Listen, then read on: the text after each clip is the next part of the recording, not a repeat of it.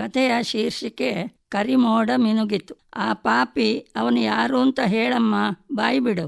ಸಮಾಧಾನದಲ್ಲಿ ಎಷ್ಟು ವಿಚಾರಿಸಿದಾಗಲೂ ಮೌನವಾಗಿಯೇ ನಿಂತಿದ್ದ ಮಗಳನ್ನು ನೋಡಿ ದಿವಾಕರರವರ ಸಿಟ್ಟು ನಿಮಿಷ ನಿಮಿಷಕ್ಕೂ ತಲೆಗೇರುತ್ತಿತ್ತು. ತಾಯಿ ಸುನಂದ ಮುದ್ದು ಮಾಡಿ ಕೇಳಿದ್ದಾಳೆ, ರಮಿಸಿ ಕೇಳಿದ್ದಾಳೆ, ಆದರೂ ಬಾಯಿ ಬಿಟ್ಟಿಲ್ಲ. ಅವಳು ಸೋತು ಮೌನವಾಗಿ ಕಲ್ಲು ಬಂಡೆಯಂತೆ ನಿಂತಿರುವ ಮಗಳನ್ನು ವಿಚಾರಣೆಗೆ ಗಂಡನಿಗೆ ಒಪ್ಪಿಸಿ ಒಳಗೆ ಹೋಗಿದ್ದಾಳೆ. ಒಬ್ಬಳೇ ಮಗಳು ಸಹನಾ. ಹೆತ್ತವರ ಕೊಂಡಾಟದಲ್ಲಿ ಬೆಳೆದವಳು. ದೊಡ್ಡ ಡಾಕ್ಟರ್ ಓದಿಸಬೇಕೆಂಬುದೇ ಅವರ ಮಹದಾಸೆಯಾಗಿತ್ತು. ಅದಕ್ಕೆ ತಕ್ಕ ಹಾಗೆ ಅವಳು ಓದಿನಲ್ಲೂ ಮುಂದಿದ್ದಳು, ಪಠ್ಯೇತರ ಚಟುವಟಿಕೆಗಳಲ್ಲೂ ಮುಂದಿದ್ದಳು. 10ನೇ ಕ್ಲಾಸಿನಲ್ಲಿ ಕಲಿಯುತ್ತಿದ್ದ ಅವಳಿಗೆ ಇನ್ನೂ 16 ತುಂಬಿರಲಿಲ್ಲ. ಅವಳೀಗ 3 ತಿಂಗಳ ಗರ್ಭಿಣಿ ಎಂದಾಗ ಹೆತ್ತವರಿಗೆ ಹೇಗಾಗಬೇಡ? ಭೂಮಿಯೇ ಬಾಯ್ಬಿಟ್ಟು ನುಂಗಬಾರದೆ? ಎಂಥ ಕೆಲಸ ಆಗಿ ಹೋಯ್ತು ದೇವರೇ! ತಲೆ ತಲೆ ಚಚ್ಚಿಕೊಳ್ಳುವ ಅಮ್ಮ ಒಂದೆಡೆಯಾದರೆ, ಇನ್ನೊಂದೆಡೆ ಸಮಾಧಾನದಿಂದ ಕೇಳಿ ಕೇಳಿ ಸಾಕಾಗಿದ್ದ ದಿವಾಕರರಿಗೂ ಕ್ಷಣ ಕ್ಷಣಕ್ಕೂ ಪಿತ್ತ ನೆತ್ತಿಗೇರಿ ನಖ ಶಿಖಾಂತ ಉರಿಯಲು ಪ್ರಾರಂಭವಾಯಿತು. ಆ ಲಂಪಟ ಲಫಂಗ ಯಾರು ಅಂತ ಬೊಗಳೆ ಕಣ್ಣು ಕೆಕ್ಕರಿಸಿ ಕೇಳಿದರು. ಬಾಯಿ ಬಿಟ್ಟಿಲ್ಲ. ಸಿಟ್ಟು ನೆತ್ತಿಗೇರಿ ವಿವೇಕ ಸತ್ತು, ಅದರೊಂದಿಗೆ ಮಗಳು ಎನ್ನುವ ಮಮಕಾರವೂ ಸತ್ತು ಹೋಯಿತು ಅವರಿಗೆ. ಬೊಗಳೆ, ಯಾಕೆ ಕಲ್ಲು ಬಂಡೆಯ ಹಾಗೆ ನಿಂತಿದ್ದಿ? ಆ ಪಾಪಿ ಮಗ ಯಾರು ಹೇಳೆ? ಅವನನ್ನು ಭೂಮಿ ಮೇಲೆ ಹುಟ್ಟಿಸಿಲ್ಲ ಅನ್ನಿಸ್ತೇನೆ. ಅವಳ ಕೂದಲು ಹಿಡಿದು ಜಗ್ಗುತ್ತಾ ಆರ್ಭಟಿಸಿದರು ಅವರು. ಆದರೂ ಮೌನವೇ ಉತ್ತರ. ನೀನು ಇಂಥ ಮಾತಿಗೆಲ್ಲ ಜಗ್ಗುವವಳಲ್ಲ.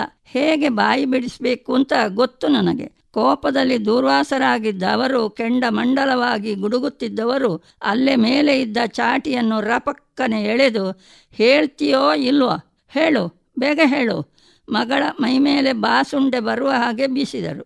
ಕಣ್ಣು ಮುಖ ನೋಡದೆ ಮೇಲಿಂದ ಮೇಲೆ ಏಟು ಬೀಳಲು ನೋವನ್ನು ತಾಳಲಾರದೆ ಸಹನಾ ಅಮ್ಮ ಎಂದು ಜೋರಾಗಿ ಕಿರುಚಿದಳು. ಅಪ್ಪ, ಹೊಡೆಯಬೇಡಿಯಪ್ಪ, ಎಲ್ಲ ಹೇಳ್ತೀನಿ. ನೋವಲ್ಲಿ ಕೈ ಅಡ್ಡ ಹಿಡಿಯುತ್ತಾ ಕೂಗಿಕೊಂಡ ಮಗಳ ಆರ್ತನಾದ ಕೇಳಿ ಸಂಕಟ ಸಹಿಸಲಾರದೆ ಒಳಗೆ ಹೋದ ಅಮ್ಮ ಹೊರಗೆ ಓಡಿ ಬಂದರು. ಹಾಗೆ ಬಾ ದಾರಿಗೆ. ನಿನ್ನ ಈ ಸ್ಥಿತಿಗೆ ತಂದೋನ ನಾನು ಸುಮ್ಮನೆ ಬಿಡ್ತೇನಾ? ಯಾರು? ಬಾಯ್ಬಿಡು. ಅವನನ್ನು ಜೀವಂತ ಸಮಾಧಿ ಮಾಡಿಬಿಡ್ತೇನೆ. ಮಧ್ಯದಲ್ಲಿ ತಾಯಿ ತಡೆದು ಕೈ ಮುಗಿಯುತ್ತಾ, ಯಾರು ಅಂತ ಹೇಳಿಬಿಡು ಮಗಳೇ. ಅಪ್ಪನ ಸಿಟ್ಟು ಏನು ಅಂತ ನಿನಗೆ ಗೊತ್ತಲ್ವಾ? ಅವನು ತಡವರಿಸಿದಳು ಸಹನಾ. ಅವನು ಯಾರೇ? ನನ್ನ ಮಗ. ನನ್ನ ಮರ್ಯಾದೆ ಹರಾಜು ಹಾಕಿದೋನು. ಒದರು, ಇಲ್ಲದಿದ್ದಲ್ಲಿ ನಿನ್ನನ್ನೇ ಇಲ್ಲಿ ಜೀವಂತ ಸುಟ್ಟು ಬಿಡ್ತೇನೆ, ಬುಸುಗುಟ್ಟಿದರು ದಿವಾಕರರು. ಅವನು ನನ್ನ ಶಾಲೆಯ ಡಿಗ್ರಿ ಕ್ಲಾಸಲ್ಲಿ ಕಲಿಯುತ್ತಿರುವ ನಿತೀಶ್. ನಾವು ಪರಸ್ಪರ ಪ್ರೀತಿಸುತ್ತಿದ್ದೇವೆ. ತಲೆ ತಗ್ಗಿಸಿ ಬಿಕ್ಕಳಿಸುತ್ತಾ ಮೆಲುದನಿಯಲ್ಲಿ ಅವಳು ಉಲಿದಾಗ ಪ್ರೀತಿ ಶಬ್ದ ಕೇಳುತ್ತಲೇ ನರಸಿಂಹಾವತಾರ ತಾಳಿದ ತಂದೆ, ಇನ್ನೂ 10ನೇ ತರಗತಿಯಲ್ಲಿರುವವಳಿಗೆ ಪ್ರೀತಿಯಂತೆ ಪ್ರೀತಿ? ಅದೇನು ಮಕ್ಕಳಾಟಿಕೆಯ? ಅವನ ಚರ್ಮ ಸುಲಿದು ಕೈಗೆ ಕೊಡ್ತೇನೆ. ಮುಂದಿದೆ ಮಾರಿ ಹಬ್ಬ. ಏದುಸಿರಿನಲ್ಲಿಯೂ ನಿತೀಶ್ ಹೆಸರು ಕೇಳುತ್ತಲೇ ಅವರ ತಲೆಯಲ್ಲೊಂದು ಮಿಂಚು ಸುಳಿದಂತಾಗಿ, ಅವನ ತಂದೆ ಹೆಸರು ಗೊತ್ತಿದೆಯಾ ಕೇಳಿದರು. ಮಧುಸೂದನ. ಹೆದರಿ ಗುಬ್ಬಚ್ಚಿ ಅಂತಾದವಳು ತೊದಲುತ್ತಾ ನುಡಿದಳು. ಮಧುಸೂದನ ಹೆಸರು ಕೇಳುತ್ತಲೇ ಸೇಡಿನ ಕಿಚ್ಚು ಅವನೆಡೆಗೆ ವಾಲಿತು. ಹೌದು, ಒಂದು ಸಮಯದಲ್ಲಿ ಬ್ಯಾಂಕಿನಲ್ಲಿ ಆತ್ಮೀಯರಾಗಿದ್ದ ಇವರಿಬ್ಬರೊಳಗೆ ಏನೋ ಹಣಕಾಸಿನ ವಿಷಯದಲ್ಲಿ ಮಾತಿಗೆ ಮಾತು ಬೆಳೆದು ಇಬ್ಬರೂ ದೂರವಾಗಿದ್ದರು. ಸಾತ್ವಿಕರಾದ ಮಧುಸೂದನವರು ಗೆಳೆಯನಿಗೆ ವಿಷಯ ಸ್ಪಷ್ಟಪಡಿಸಬೇಕೆಂದು ಅವನನ್ನು ಮಾತನಾಡಲು ಎಷ್ಟು ಪ್ರಯತ್ನಿಸಿದರೂ ದಿವಾಕರರು ಮುಖ ತಿರುವಿ ನಡೆದು ಬಿಟ್ಟಿದ್ದರು. ಬಾ ನನ್ನೊಂದಿಗೆ ಪೊಲೀಸ್ ಸ್ಟೇಷನ್ಗೆ. ಅಲ್ಲಿ ಚಾಚೂ ತಪ್ಪದೆ ಎಲ್ಲ ಹೇಳಿಬಿಡಬೇಕು. ಮಗಳ ಕೈ ಹಿಡಿದು ದರ ಎಳೆಯುತ್ತಾ ಕಾರಲ್ಲಿ ಕೂರಿಸಿ ಪೊಲೀಸ್ ಸ್ಟೇಷನ್ನ ಕಡೆಗೆ ಮುಖ ಮಾಡಿದರು ದಿವಾಕರ್ರಾವ್. ಈಗ ನನ್ನ ಕೈಯಲ್ಲಿ ಸಿಕ್ಕಿಬಿದ್ದಿದ್ದಾನೆ ಕಳ್ಳ ಮಗ. ಬಿಡ್ತೇನೆ ನಾನು? ಅವನ ಮಗನ ಮೂಲಕ ಅವನಿಗೆ ತಕ್ಕ ಪಾಠ ಹೇಗೆ ಕಲಿಸಬೇಕು ಅಂತ ನನಗೆ ಸರಿಯಾಗಿ ಗೊತ್ತಿದೆ. ಕೊತನೆ ಕುದಿಯುತ್ತಿದ್ದ ದಿವಾಕರ್ ರಾವ್ ಮನಸ್ಸಿನಲ್ಲೇ ಲೆಕ್ಕ ಹಾಕುತ್ತಿದ್ದರು. ಕಾರಿನಲ್ಲಿ ಹೋಗುತ್ತಿದ್ದ ಹಾಗೆ ಪೊಲೀಸ್ ಸ್ಟೇಷನ್ನಲ್ಲಿ ಏನು ಹೇಳಬೇಕೆಂಬುದನ್ನು ಮಗಳಿಗೆ ಖಡಕ್ಕಾಗಿ ಹೇಳಿಯೂ ಕೊಟ್ಟರು. ಮನಸ್ಸಿಲ್ಲದ ಮನಸ್ಸಿನಿಂದ ತಂದೆ ಹೇಳಿದಂತೆ ಸ್ಟೇಷನ್ನಿನಲ್ಲಿ ಚಾಚು ತಪ್ಪದೆ ಹೇಳಿಕೆ ಕೊಟ್ಟಳು ಸಹನಾ. ಮತ್ತೆ ಕೆಲವು ದಿನದಲ್ಲಿ ಪೇಪರಲ್ಲಿ ದೊಡ್ಡದಾಗಿ ಸುದ್ದಿ ಬಂದಿತ್ತು. ಲೈಂಗಿಕ ಪ್ರಕರಣ, ಮಂಗಳೂರು. 1 ವರ್ಷದ ಹಿಂದೆ ಇಲ್ಲಿಯ ನವಜೀವನ ಪದವಿ ಪೂರ್ವ ಶಾಲೆಯ ಪದವಿ ಕಲಿಯುತ್ತಿರುವ ನಿತೀಶ್ ಎಂಬ ಹುಡುಗ ಅದೇ ಶಾಲೆಯ ಅಪ್ರಾಪ್ತ ಬಾಲಕಿಗೆ ಲೈಂಗಿಕ ಕಿರುಕುಳ ಕೊಡುತ್ತಿದ್ದುದಲ್ಲದೆ ಒಂದು ದಿನ ಅವಳನ್ನು ಪುಸಲಾಯಿಸಿ ಉಡುಪಿಯ ಲಾಡ್ಜಿಗೆ ಕರಕೊಂಡು ಹೋಗಿ ದೈಹಿಕ ಸಂಪರ್ಕದಿಂದಾಗಿ ಅವಳೀಗ ಗರ್ಭಿಣಿಯಾಗಿದ್ದಾಳೆ. ಈ ಕುರಿತು ಹುಡುಗಿಯ ಪೋಷಕರು ಹಾಗೂ ಖುದ್ದು ಹುಡುಗಿಯೇ ನೀಡಿದ ದೂರಿನನ್ವಯ ಮಹಿಳಾ ಪೊಲೀಸ್ ಠಾಣೆಯಲ್ಲಿ ದೂರು ದಾಖಲಾಗಿದ್ದು, ವಿಚಾರಣೆ ನಡೆಸಿದಾಗ ಗರ್ಭ ಅವನದ್ದೇ ಎಂಬುದು ವೈದ್ಯಾಧಿಕಾರಿಗಳ ಪರೀಕ್ಷೆ ಮೂಲಕ ಸಾಬೀತಾಗಿದೆ. ಆ ಕುರಿತಂತೆ ಮಂಗಳೂರಿನ ಹೆಚ್ಚುವರಿ ಜಿಲ್ಲಾ ಫೋಕ್ಸೋ ವಿಶೇಷ ನ್ಯಾಯಾಲಯ ಆರೋಪಿಗೆ 20 ವರ್ಷಗಳ ಕಠಿಣ ಜೈಲು ಶಿಕ್ಷೆ ವಿಧಿಸಿದೆ.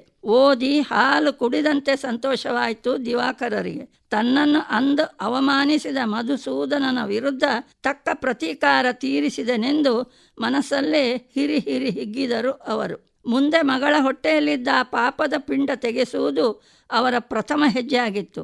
ಮರುದಿನಕ್ಕೆ ಅದಕ್ಕಾಗಿ ಗುಪ್ತ ಏರ್ಪಾಟೂ ಆಗಿತ್ತು. ಮಗಳಿಗೆ ಆ ವಿಚಾರ ಆವಾಗಲೇ ತಿಳಿಸಿಯೂ ಆಗಿತ್ತು. ಈ ಪಿಂಡವನ್ನು ತೆಗೆಸಿಬಿಟ್ಟಲ್ಲಿ ಮತ್ತೆಲ್ಲವೂ ನಿರಾತಂಕ.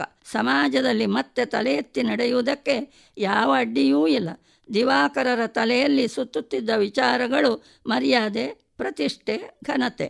ಸಹನ ಮಾತ್ರ ಅಸಹಾಯಕಳಾಗಿ ಶೂನ್ಯವನ್ನೇ ದಿಟ್ಟಿಸಿ ಮುದುರಿ ಕುಳಿತಿದ್ದಳು. ಮಗು ತೆಗೆಸಲು ಅವಳಿಗೆ ಸುತರಾಂ ಇಷ್ಟವಿಲ್ಲ. ಆದರೆ ಅವಳ ಗೋಳು ಕೇಳುವವರಾರು? ಬೆಳಗ್ಗೆ ಬೇಗನೆ ಆಸ್ಪತ್ರೆಗೆ ಹೋಗಬೇಕಾದುದರಿಂದ ಸಹನ ಇನ್ನೂ ಏಳದಿರಲು ಅವಳನ್ನು ಎಬ್ಬಿಸಲು ದಿವಾಕರರೇ ಆತುರಾತುರವಾಗಿ ಅವಳ ರೂಮಿಗೆ ಹೋದರು. ಯಾವಾಗ ಅವಳ ಹೊಟ್ಟೆಯಲ್ಲಿದ್ದ ಪಿಂಡಕ್ಕೆ ಮುಕ್ತಿ ದೊರೆತು ತಾನು ನಿರಾಳ ಆಗ್ತೇನೋ ಅನ್ನುವ ತವಕ ಅವರಿಗೆ. ಆದರೆ ಅಲ್ಲಿ ಮಗಳ ಬದಲಿಗೆ ಕಂಡದ್ದು ಹಾಸಿಗೆ ಮೇಲೆ ಅವಳು ಬರೆದಿಟ್ಟಿರುವ ಪತ್ರ. ನನ್ನನ್ನು ಹುಡುಕುವ ಗೋಜಿಗೆ ಹೋಗಬೇಡಿಯಪ್ಪ. ನಿಮ್ಮ ದೃಷ್ಟಿಯಲ್ಲಿ ನಾನು ತಪ್ಪಿತಸ್ಥಳು ಹೌದು. ಆದರೆ ನಾನು ನನ್ನ ಅಂತರಾತ್ಮ ಸಾಕ್ಷಿಯಾಗಿಯೂ ಯಾವ ತಪ್ಪೂ ಮಾಡಿಲ್ಲ. ಅವನ ಶುದ್ಧ ಪ್ರೀತಿಯ ಕುರುಹಾಗಿ ನನ್ನ ಹೊಟ್ಟೆಯಲ್ಲಿ ಬೆಳೆಯುತ್ತಿರುವ ನನ್ನ ಮಗುವನ್ನು ಕಳಕೊಂಡು ಬದುಕುವುದಕ್ಕೆ ನನಗೆ ಇಷ್ಟವಿಲ್ಲ. ಬೇರೆ ಯಾವ ದಾರಿಯೂ ತೋಚದೆ ಇನ್ನೂ ಕಣ್ಣು ಬಿಡದೆ ಇದ್ದ ಅದರ ಜತೆಗೆ ನಾನೂ ಕಣ್ಮುಚ್ಚುತ್ತಿದ್ದೇನೆ. ನನ್ನನ್ನು ಕ್ಷಮಿಸಿಬಿಡಿ. ಓದುತ್ತಿದ್ದ ಹಾಗೆಯೇ ಅವರಿಗೆ ಕಣ್ಣು ಕತ್ತಲು ಬಂತು. ಸುನಂದ, ಅನಾಹುತ ಆಗೋಯ್ತು ಕಣೆ, ಅನಾಹುತ ಆಗೋಯ್ತು. ದಿವಾಕರರ ಏರುಸ್ವರ ಮನೆಯನ್ನೇ ನಡುಗಿಸಿತು. ಓಡಿ ಬಂದ ಮಡದಿ ಗಂಡನ ಕೈಯಲ್ಲಿದ್ದ ಪತ್ರ ನೋಡಿದವರಿಗೆ ಅದನ್ನು ಓದಿದಾಗ ಸ್ವರವೇ ಹೊರಡಲಿಲ್ಲ. ದಂಪತಿಗಳಿಬ್ಬರೂ ಒಂದು ಕ್ಷಣ ದಿಗ್ಮೂಢರಾಗಿ ಹೋದರು. ಮನೆ ಹತ್ತಿರದ ಕೆರೆ, ಬಾವಿ ಎಲ್ಲ ಹುಡುಕಿಸಿದ್ದಾಯಿತು. ಏನೂ ಪ್ರಯೋಜನವಾಗಲಿಲ್ಲ. ಮಗಳ ಶವವಾದರೂ ಸಿಗಬೇಕಲ್ವೇ? ಹುಡುಕಲು ಸಹಾಯಕ್ಕಾಗಿ ಒಬ್ಬ ಪರಿಚಯದ ಪೊಲೀಸಪ್ಪನನ್ನು ವಿನಂತಿಸಿಕೊಂಡು ಒಂದಷ್ಟು ಹಣವನ್ನೂ ಅವನ ಕೈಗಿತ್ತು. ದಿವಾಕರರು ಹೇಳಿದರು, ನೋಡು, ಇದು ಗೌಪ್ಯವಾಗಿರಲಿ, ಹೊರಗೆ ಬೀಳುವುದು ಬೇಡ. ಆಯಿತು ಸರ್. ಸ್ವಲ್ಪ ಹೊತ್ತಿನಲ್ಲಿಯೇ ಆ ಪೊಲೀಸಪ್ಪನಿಂದ ಒಂದು ಫೋನ್ ಕರೆ ಬಂತು. ಸಾರ್, ಇಲ್ಲೇ ಸಮೀಪದ ರೈಲ್ವೆ ಹಳಿಯಲ್ಲಿ ಒಬ್ಬಳು ಹುಡುಗಿಯ ಶವ ಸಿಕ್ಕಿದೆ. ರೈಲಿನ ಚಕ್ರದಡಿಗೆ ತಲೆ ಸಿಕ್ಕಿ ನಜ್ಜುಗುಜ್ಜಾಗಿದೆ. ಯಾವುದಕ್ಕೂ ನೀವೊಮ್ಮೆ ಬಂದು ನೋಡಿಬಿಡುವುದು ಒಳ್ಳೆಯದು. ಧಾವಂತದಿಂದ ಎದ್ನೋ ಬಿದ್ನೋ ಅಂತ ದಿವಾಕರರು ಅಲ್ಲಿಗೆ ಓಡಿದರು. ಮುಖ ಗುರುತು ಸಿಗದಷ್ಟು ಜಜ್ಜಿ ಹೋಗಿತ್ತು. ಅಂಗಾಂಗಗಳು ಛಿದ್ರವಾಗಿದ್ದವು. ಆದರೆ ಹತ್ತಿರದಲ್ಲಿದ್ದ ಚೂಡಿದಾರದ ಶಾಲು, ಕಳಚಿ ಬಿದ್ದ ಚಪ್ಪಲಿಗಳು ಅದು ಮಗಳದ್ದೆಂದೇ ಸಾರಿ ಹೇಳುತ್ತಿದ್ದವು. ದಿವಾಕರರು ಆಘಾತಕ್ಕೊಳಗಾದರು. ದಿನದಿಂದ ದಿನಕ್ಕೆ ತಪ್ಪು ಪ್ರಜ್ಞೆ, ಪಾಪ ಪ್ರಜ್ಞೆ ಎರಡೂ ಅವರನ್ನು ಕಾಡತೊಡಗಿ ಜರ್ಝರಿತರಾದರು. ದುಡುಕಿ ನಾನೆಂಥ ತಪ್ಪು ಮಾಡಿಬಿಟ್ಟೆ. ಯಾಕೆ ಹೀಗೆ ಮಾಡಿದೆ? ನನ್ನ ವಿವೇಕ ಎಲ್ಲಿ ಕಳೆದು ಹೋಗಿತ್ತು? ಇದ್ದ ಒಬ್ಬ ಮುದ್ದಿನ ಮಗಳನ್ನೂ ಕಳಕೊಂಡು ಬಿಟ್ಟನಲ್ಲ. ಅಯ್ಯೋ ದೇವರೇ! ಅವರ ಹೃದಯ ಒಡೆದು ನುಚ್ಚು ನೂರಾಯಿತು. 2 ಮಕ್ಕಳನ್ನು ಮಣ್ಣು ಮಾಡಿದ ನಂತರ ಹುಟ್ಟಿದವಳು ಸಹನ. ಅಂಗೈಯ ಅರಗಿಣಿಯಂತೆ ಬೆಳೆಸಿದ್ದೇವೆ. ನಮ್ಮ ಮನೆಗೆ ರಾಜಕುಮಾರಿಯಂತಿದ್ದವಳು. ಅಮ್ಮನಿಗಿಂತ ಅಪ್ಪನಲ್ಲಿಯೇ ಒಂದು ತೂಕ ಪ್ರೀತಿ ಜಾಸ್ತಿ ಅವಳಿಗೆ. ನನಗೂ ಅಷ್ಟೇ. ಮಗಳು ಅಂದರೆ ಜೀವವಾಗಿದ್ದಳು. ನನ್ನ ಮುಂಗೋಪವೇ ಇಷ್ಟಕ್ಕೆಲ್ಲ ಕಾರಣ. ಕುಳಿತು ಸಮಾಧಾನದಲ್ಲಿ ಸಮಸ್ಯೆ ಬಗೆಹರಿಸಬಹುದಿತ್ತು. ನನ್ನ ಮಗಳ ಸಾವಿಗೆ ನಾನೇ ಕಾರಣನಾದೆನಲ್ಲ. ನನ್ನ ತಪ್ಪಿಗೆ ಕ್ಷಮೆಯೇ ಇಲ್ಲ ದೇವರೇ. ದಿನದಿಂದ ದಿನಕ್ಕೆ ಕೊರಗು ಅವರನ್ನು ಕಿತ್ತು ತಿನ್ನತೊಡಗಿತು. ಊಟ, ತಿಂಡಿ, ನಿದ್ದೆ ಯಾವುದರಲ್ಲೂ ಆಸಕ್ತಿಯೇ ಇಲ್ಲ. ತಾನು ನೊಂದಿದ್ದರೂ ತನಗಿಂತ ಹೆಚ್ಚು ನೋವು ಅನುಭವಿಸುವ ಗಂಡನನ್ನು ದಿನಾ ಸಮಾಧಾನ ಮಾಡುವುದೇ ಕೆಲಸವಾಯಿತು ಹೆಂಡತಿಗೆ. ಆದದ್ದು ಆಗಿ ಹೋಯಿತು. ಹೀಗೆ ಕೊರಗುತ್ತಾ ನಿಮ್ಮನ್ನು ನೀವೇ ದಂಡಿಸಿಕೊಂಡರೆ ನನಗೆ ಮತ್ತೆ ಬೇರೆ ಯಾರಿದ್ದಾರೆ? ಎಲ್ಲ ದೈವೇಚ್ಛೆ, ಸಮಾಧಾನ ಮಾಡಿಕೊಳ್ಳಿ. 2 ವರ್ಷ ಕಳೆಯಿತು. ಮಗಳು ಆಗಾಗ ನೆನಪಾಗುತ್ತಲೇ ಇದ್ದಳು ದಿವಾಕರರಿಗೆ. ಒಂದು ದಿನ ಬೆಳಗ್ಗೆ ವರಾಂಡದ ಈಸಿ ಚಾರಿನಲ್ಲಿ ಕಣ್ಮುಚ್ಚಿ ಮಲಗಿದವರು ಮಗಳನ್ನೇ ನೆನೆದು ಕಣ್ಣೀರು ಹಾಕುತ್ತಿರಲು ಹೊರಗಿನ ಕರೆಗಂಟೆ ಬಾರಿಸಿತು. ತಕ್ಷಣ ಎಚ್ಚೆತ್ತವರು ಇಷ್ಟು ಹೊತ್ತಲ್ಲಿ ಯಾರಪ್ಪ ಅಂದುಕೊಂಡು ಮೆಲ್ಲನೆದ್ದು ಬಾಗಿಲು ತೆರೆದು ನೋಡಿದಾಗ ಅವರ ಕಣ್ಣನ್ನೇ ಅವರು ನಂಬದ ಪರಿಸ್ಥಿತಿ. ಪುನಃ ದಿಟ್ಟಿಸಿ ನೋಡಿದರು. ಹೌದು, ಎದುರಲ್ಲಿ ಮಗಳು ಸಹನ. ಇದು ಖಂಡಿತ ಸುಳ್ಳಲ್ಲ. ಹತ್ತಿರದಲ್ಲಿ ಒಬ್ಬ ಯುವಕ, ಇಬ್ಬರ ಕುತ್ತಿಗೆಯಲ್ಲಿ ಹೂಮಾಲೆ, ಮಧ್ಯದಲ್ಲಿ ಪುಟ್ಟ ಬಾಲಕ. ಮಗಳೇ ಎನ್ನುತ್ತಾ ಒಂದು ಹೆಜ್ಜೆ ಮುಂದಿಟ್ಟವರಲ್ಲಿ ಇದೆಲ್ಲ ಹೇಗೆ ಸಾಧ್ಯವಾಯಿತು ಎಂಬ ಪ್ರಶ್ನೆ ಮೂಡಿದರೂ ಬಾಗಿಲಲ್ಲಿ ನಿಲ್ಲಿಸಿ ಪ್ರಶ್ನಿಸುವುದು ಸಮಂಜಸ ಅಲ್ಲವೆಂದು ಅವಳನ್ನು ಬಾಚಿ ಗಟ್ಟಿಯಾಗಿ ತಬ್ಬಿಕೊಂಡು ನನ್ನನ್ನು ಕ್ಷಮಿಸಿಬಿಡು ಮಗಳೇ ಅನ್ನುತ್ತಿರುವಾಗಲೇ ಕರೆಗಂಟೆ ಸದ್ದು ಕೇಳಿ ಸುನಂದಮ್ಮನೂ ಹೊರಗೆ ಬಂದವರು ಇದೇನು ಪವಾಡವೋ ಎಂಬಂತೆ ಅರೆಗಳಿಗೆ ಸ್ತಂಭೀಭೂತರಾದವರು ಸಾವರಿಸಿಕೊಂಡು ಅಲ್ಲಿಯ ಪರಿಸ್ಥಿತಿ, ಗಂಡನ ಮನೋಸ್ಥಿತಿ ಅರ್ಥೈಸಿಕೊಂಡರು. ಸುನಂದ, ನೋಡೆ ಯಾರು ಬಂದಿದ್ದಾರೆ? ದಿವಾಕರರ ಹೃದಯ ಸಂತೋಷದಿಂದ ಕುಣಿಯುವ ಹಾಗಾಗಿತ್ತು.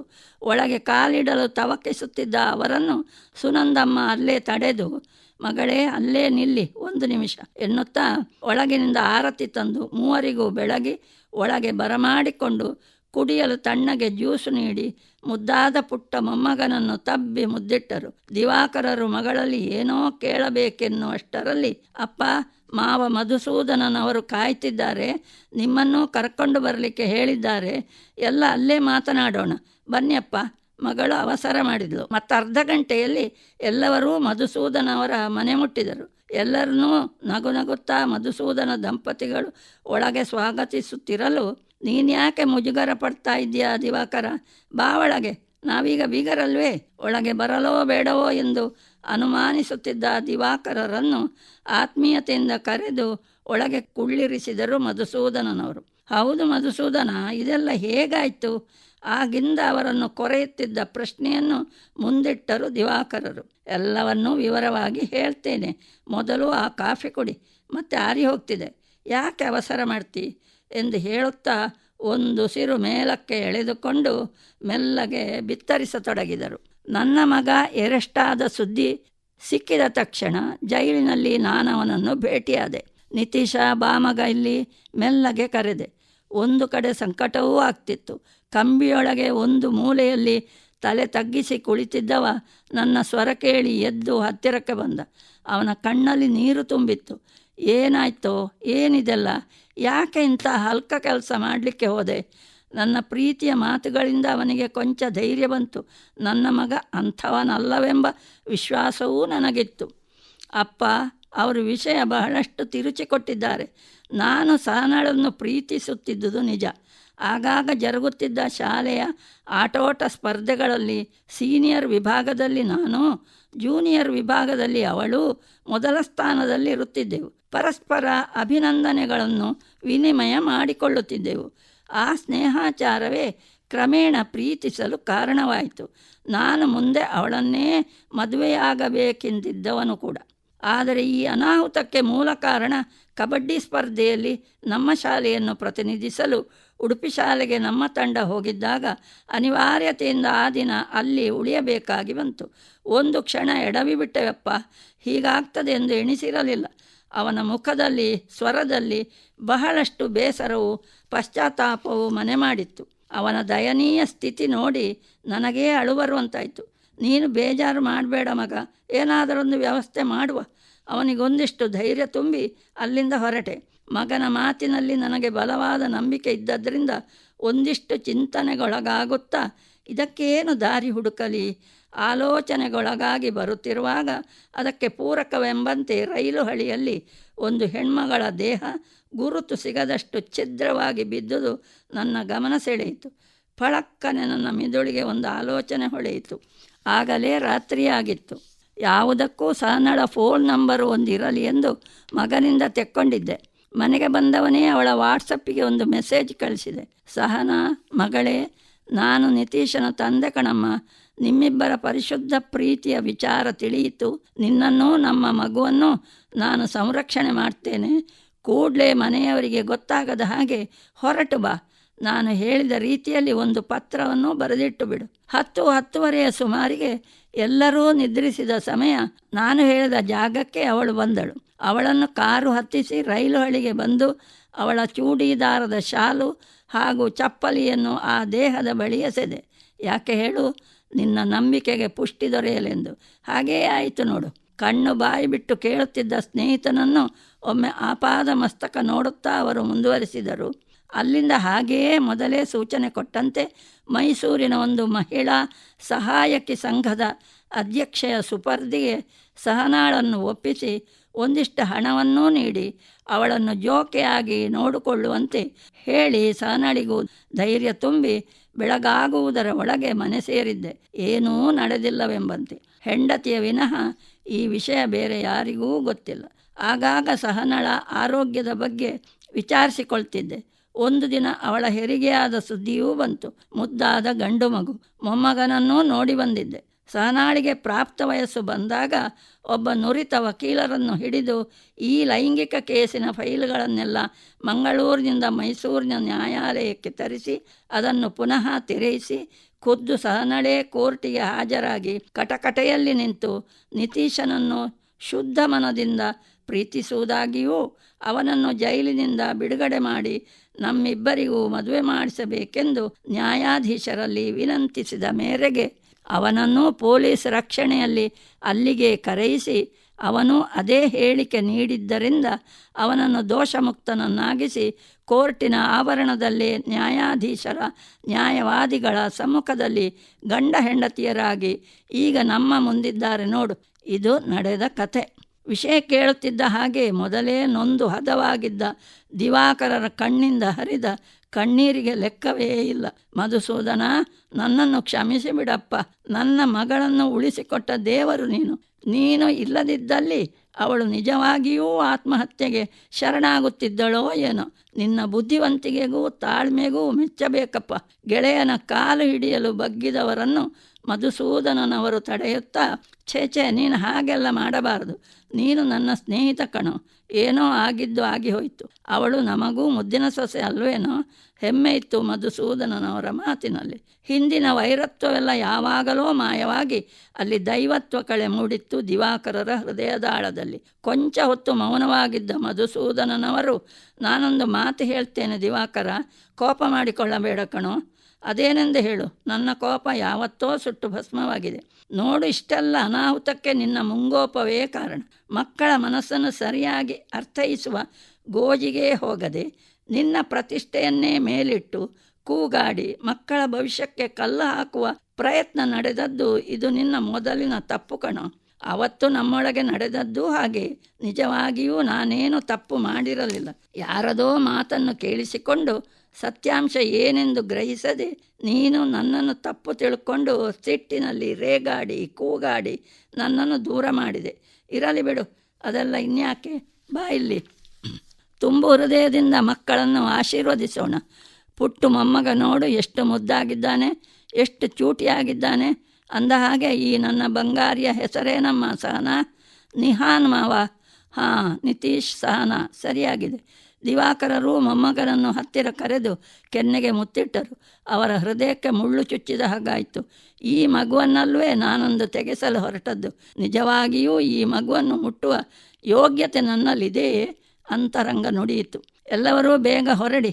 ಇದೇ ಸಂಭ್ರಮ ಸಡಗರದಲ್ಲಿ ಇಲ್ಲೇ ಹತ್ತಿರದ ದೇವಿ ದೇವಸ್ಥಾನಕ್ಕೆ ಹೋಗಿ ಬರುವ. ಮಧುಸೂದನನವರ ಮಾತು ಎಲ್ಲರನ್ನೂ ಎಚ್ಚರಿಸಿತು. ಅವರು ಪ್ರಾರ್ಥಿಸಿಕೊಂಡಂತೆ ಮಗುವಿನ ಅನ್ನಪ್ರಾಶನ, ನಾಮಕರಣ ಹರಕೆಯನ್ನು ಅಲ್ಲೇ ತೀರಿಸಿ ಆ ದುರ್ಗಾಮಾತೆಯ ಪ್ರಸಾದ ರೂಪವಾದ ಪಾಯಸದೂಟದೊಂದಿಗೆ ಸಂತೃಪ್ತಿ ಭಾವವನ್ನು ಎಲ್ಲವರೂ ತುಂಬಿಕೊಂಡರು. ದಿವಾಕರರು ಮತ್ತೊಮ್ಮೆ ಮಗದೊಮ್ಮೆ, ತಾಯೇ ನನ್ನ ತಪ್ಪನ್ನು ಕ್ಷಮಿಸಿಬಿಡಮ್ಮ, ಆ ತಾಯಿಗೆ ಸಾಷ್ಟಾಂಗ ಅಡ್ಡವಿದ್ದರು. ಧನ್ಯವಾದಗಳು.